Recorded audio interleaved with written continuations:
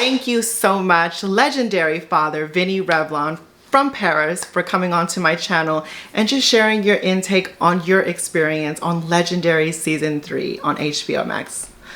Thank you for having me. Yes, yes. Okay, so we're gonna dive right into it because you were highly requested. People wanted to ask you a lot of questions. So in this interview, a lot of questions are actually going to be coming from the subscribers. First question I want to ask you is, since you are an overseas house, how did the house become on a Legendary? So, I throw a lot of balls in Paris, right? So I had one called My Sister's Life Matter, which was about, female in Peru. And few days later, I received a phone call, by people from the casting, recruiter, Right. From Legendary. And I had Jack in Paris telling me that I need to send a list of 10 people from my house, including myself, for Legendary. It was like, yeah, y'all need to be on the show. We need Paris. And, that's pretty much it. Next question. Episode 8. We're going to dive into some juiciness. Ooh. What did you think about your performance? So episode 8 was the Hot in Shade? The hot, yeah. To be honest, Hot in the Shade, that's my least favorite, ball. I really didn't really enjoy the music like that.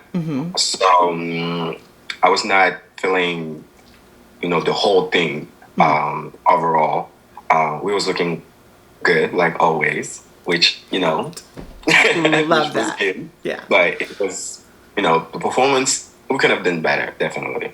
Do you think that you guys completed the main objective in that episode for that performance? I think, if I remember correctly, it was like the using with the prop thing. The using of the prop, yeah. Jeez, we had like a malfunction with the umbrellas. Some was not closing and stuff, and it was a lot. Like, we had other umbrellas at first. Okay. Those was new ones.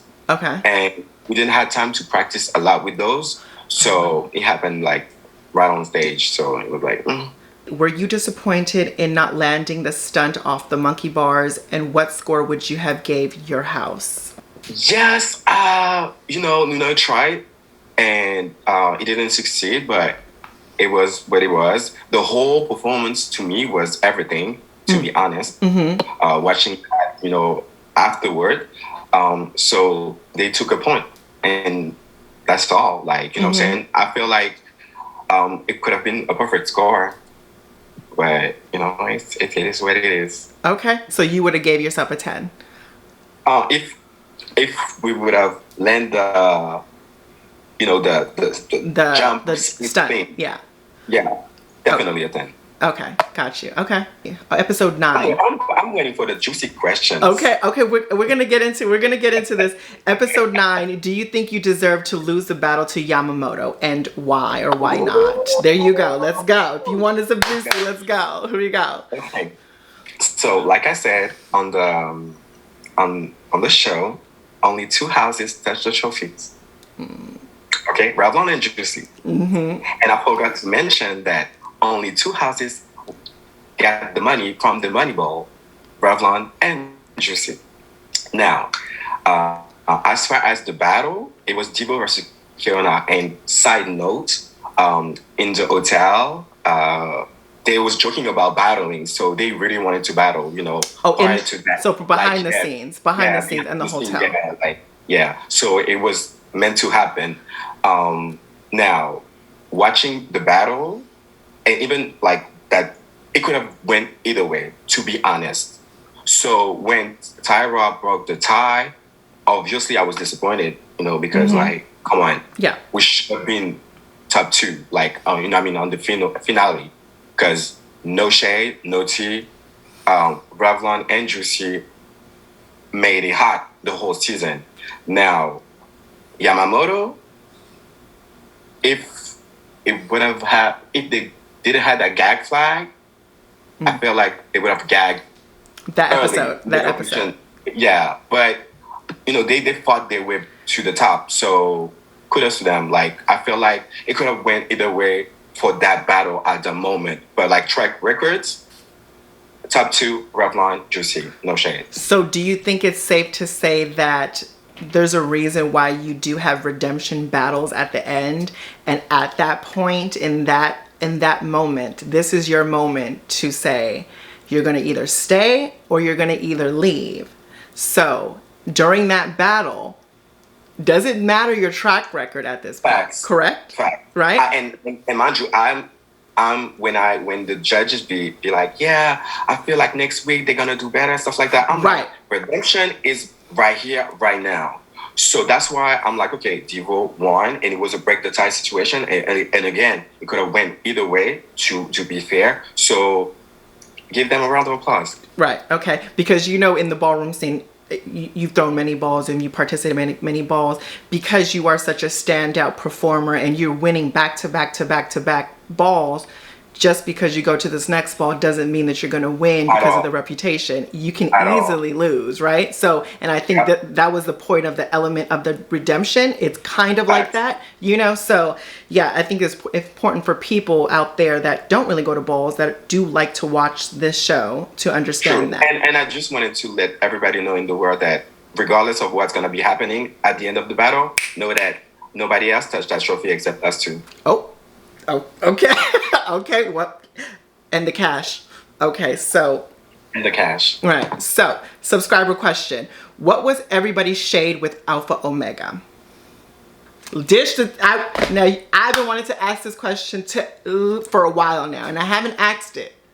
So tell me the tea, like for real. The tea, to be honest, yes. And to be fair, I feel like, houses had maybe different approach to when they entered the competition. Mm-hmm. So I feel like the Alpha Omegas, when they entered the competition, they was very like stern, serious, and stuff like that. So behind the scene, they was not warm to the people. It's not welcome. I mean, when I say to the people, it's like to the other houses. I would say it's like that. So it was weird because I've known Ronaldo, right? He came to Paris and stuff like that, and we have like a good connection. Mm-hmm. But like on the show, him and his house members was just cold, and I feel like there was just focus a lot. There was really like highs on the prize, but it was just like weird. So the energy was off, and to be honest, I was like, I'd rather be with people that, even though we argue and stuff like that, like Aoki and stuff like that, but like we have connection regardless. Yeah. And then everybody was like, yeah, time. Everybody was on the same page, and literally. So wait, it was literally all the houses on the same page with that. Yeah, but which is weird because. Dish it. Go on ahead. This is your time. You wanted the juice. You wanted the spiciness. Don't give us the half of the meal. Don't give us the fries. We want the burger too. Come on, Which is weird because when I watched the episode, and I saw everybody jumping around and stuff like that, because at that time when I was jumping, I didn't pay attention to behind me, Right. So when I watched the thing, I was like, oh, but why are you jumping? You made an alliance to take down the Revlon and the Juicy. So what's the tea? So I feel like, it was weird. Okay. All right. I see what you're... Deep down, they wanted to have them gone because at the end, there was competition regardless. So. Right. Okay. So the second question that they wanted to ask you was, for the final battle, why didn't you go out against Devo? Why didn't you choose to do it? Because I'm the boss and I can send everybody that I want. No.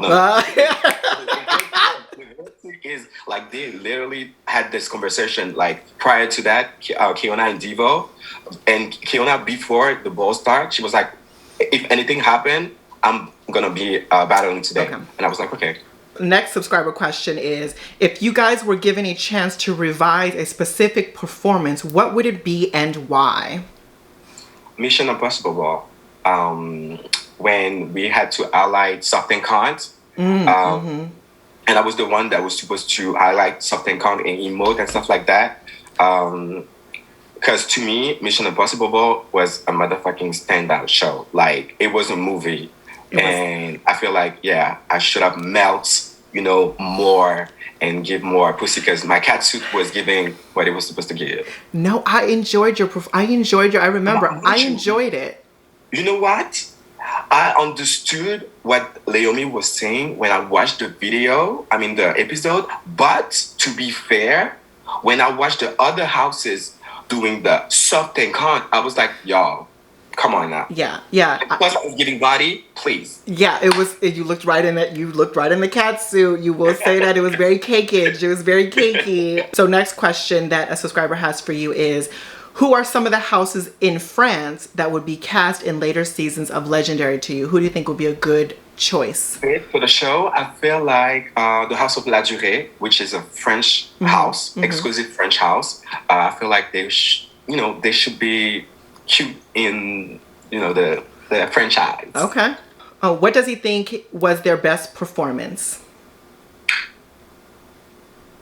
Grand March and the Queendom Ball. Even though I didn't land my 360, if you pay attention to the rest of the episode, I did only 360 just to prove a point. Yeah, that's true. But your Grand March? Grand March was T. Over. Now, Grand March was, you let everybody know, okay, bitch, wait. You said, wait. I was like, what time? That's Revlon time right now. Yeah, it was good. It was really good. Next question that they wanted to ask you was, what was his favorite performance by another house? The Octopus Challenge, Juicy Couture. Listen, I've been playing that motherfucking moment so many times. So and mind you, when I was on stage, battle with them, I was like watching because that was fab. That was really, really fab. And Kamaya. But both of y'all did too. Both of y'all did good. But our performance was mad cute and it was pretty. But Juicy, it was powerful. Oh, loved it. So, next subscriber wanted to ask you, who came up with the Rapunzel braid jump rope idea? Iconic and to be remembered.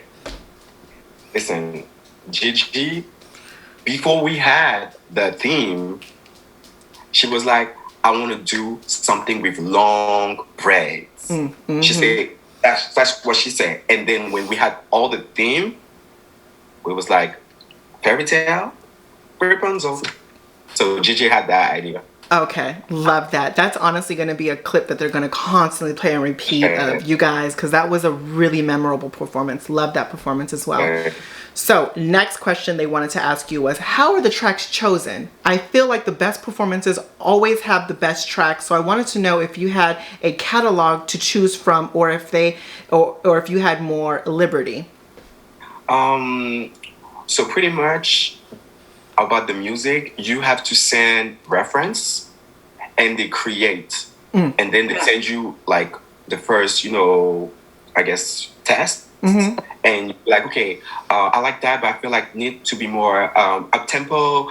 This more, more crashes and stuff like that. So it's like you go back and forth with the people who like do the music in the production. So at the end, you don't have too much time because every houses need to have the same amount of time to work with the people who do the music.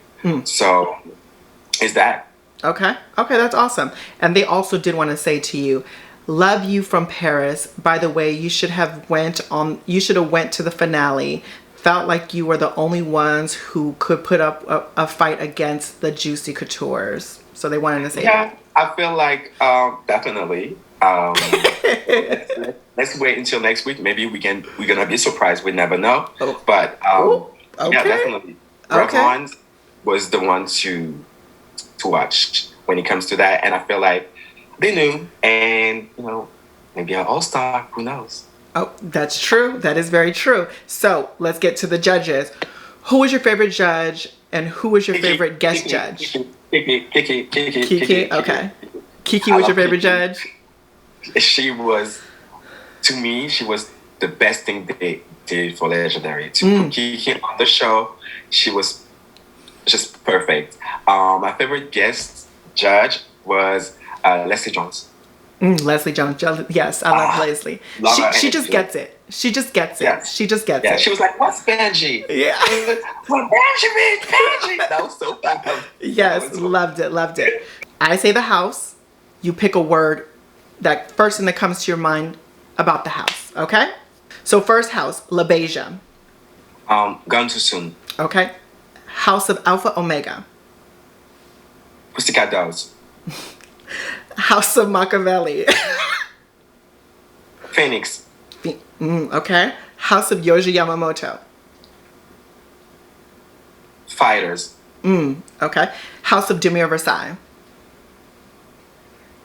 I love the chant. The chant. House of Juicy Couture. Sister House. Okay. House of Alan Meekley. How you say in English? They got potential. How you can say? I don't know. Potential. Yeah, they have. potential. Yeah, potential's good. Yeah. House of Ada. Such a sweetheart. Like they were so genuine. Okay. Genuine. Yeah. House of Light. The light is off. The bill is not paid. Okay. Okay. And last but not least, the House of Revlon. Unforgettable. Unforgettable. Loved it. Loved it. Out of all the houses, who do you think should not have even been on the show? Ooh. You said you wanted a spicy question, so go ahead. You said what? Okay. Yeah, I will say Yamamoto Okay. because they're not a real house. Really? Why do you think that? I want to know. I want to know you. I want to know your because this is. I want to know your thoughts and opinions about it. Well, I wouldn't say light, but light is actually a house, regardless of the three or like the no gang and stuff. Okay. Like the model was built. So I wish they would have picked a real house to compete on the show. Like even though Yamamoto definitely did great and they are like on top two, but I wish to compete against a real house, ballroom house show. Like a ballroom house. So just for everyone to know, like you feel like they were just picked and brought on just specifically for the show, and they haven't really displayed themselves on the ballroom floor ever. Oh no at all. They all part of ballroom. Yeah. And Aoki was used to be a Revlon. Yeah. Like, yeah. You know what I'm saying? Devo, Ebony. I'm saying like as the House of Yamamoto, they haven't solidified. No. Okay. Got you. Okay. Well, that's interesting for all the producers and all the people that are going to be watching this clip, and to make Legendary season 4, if there is a season 4, better. What would you recommend to them to make it better? To have more ballroom guest judge, like Sanaya, to have Sanaya on the panel. Probably Ashley. Like Ashley, baby. Ashley Icon, yes. Yeah, to have that. And yeah, like I feel like this season was so much better than season 1 and 2. Obviously, season 1 was like the guinea pig and stuff. So, they keep improving. And also, and that's real tea. The real show is backstage. Thank you. So I feel like they should have like a Untucked episode. HBO, if you want to hire me for the Untucked situation, let me know, because bitch, you know. Trust me, the real show and the real battles was there. See, okay, so that's a good idea. Untucked version of Legendary. That's an amazing idea. Love that idea. So, and then another question I want to ask you. So, when you guys started the House of Revlon, Tony from the House of Revlon over here in the States, how did that happen? Did he give you a blessing? Did you let him know that you guys were doing this, or did you guys even communicate, or you guys are a separate entity? No, we communicate. So pretty much when they approached me and, as far as Legendary and stuff like that, after we got selected, because, you cannot tell anybody regardless, because maybe we're professional around here. So we waited until, we had the green light. Mm-hmm. And I called my father. I was like, we're doing Legendary. And he cried. He was really happy, and he was like, "Yeah, if anybody, it should have been y'all, regardless." And he shows because Revlon tried season 1, it tried season 2, it tried season 3, and the fact that they aim for Paris says a lot. So, it was very happy, and the fact that we won the first ball, like I said, baby, the first trophy was here. So it was really happy, and he was crying, and it was my happy. That's amazing. That's amazing. So, what would you like to tell your kids about everything? What would you post the season? I guess I will tell everybody that don't be afraid to dream big. Go for what you want in life. Because I always knew that I was a star, and I always knew that I was destined to do big things, and so I aim for it. And I'm a Capricorn, so I'm very. When I see a goal, I don't let go until I get it. So go for it. Don't be afraid. A no it's not gonna break you. You're gonna receive a lot of no's, but baby, when you're gonna have that yes, you're gonna love it. So go for it and enjoy your life. That's amazing. That's amazing. And lastly, I'm all about for putting stuff into fruition in your life, putting stuff in the atmosphere, bring it into an existence. What do you want to accomplish next? All-Star? No. If they have an All-Star, Revlon, period, with storming the cash in euro. Thank you. But okay, in euro for sure. okay. I want to be a movie star. Okay. I want to be a movie star, and I'm going to be a movie star. That's amazing.